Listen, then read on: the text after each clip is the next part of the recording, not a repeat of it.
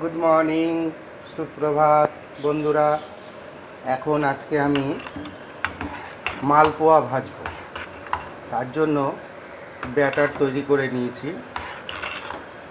450 গ্রাম ময়দা নিয়েছি, 500 গ্রামের কাছাকাছি। সঙ্গে সুজি নিয়েছি 150 গ্রামের মতো, ভিজিয়ে রেখেছিলাম সুজিটাকে।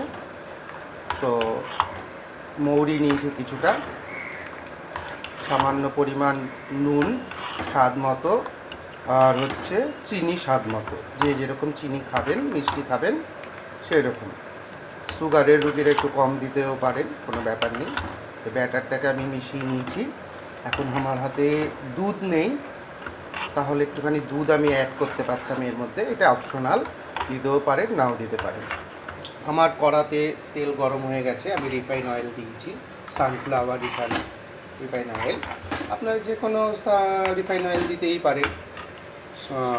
এখন আমি একটু চেক করব, চেক করে দেখব যে হ্যাঁ আমার তেল গরম হয়ে গেছে। তো আমি এখন শুরু করব মালপোয়া ভাজা। তো আমি প্রথমটা দিচ্ছি, দিয়ে দেখব যে কেমন হচ্ছে। চটপট করে ফুলে গেছে, বেশ ফুলে গেছে।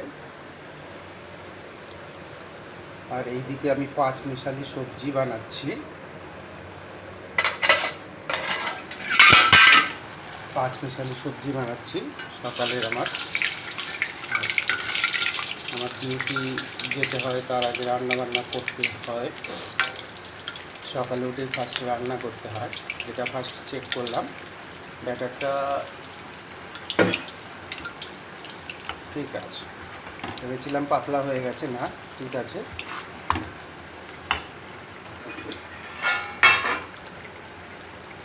আপনাদের কয়েকটা আমি ভেজে দেখাবো।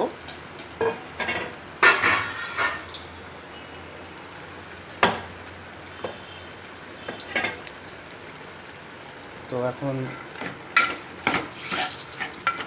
শ্রাবণ মাস চলছে, বর্ষার দিন, শ্রাবণ ভাদ্র, এগুলো তো মালপোয়ার খাওয়ারই দিন।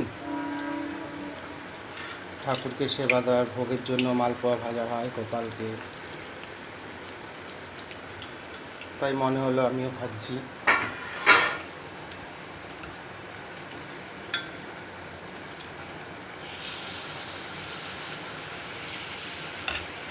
দিচ্ছি, ঝাঁঝরি নেই, যদি আমি তো আর এখন বাড়িতে নেই, এখন আমি থাকি কর্মসূত্রে মুম্বাইতে।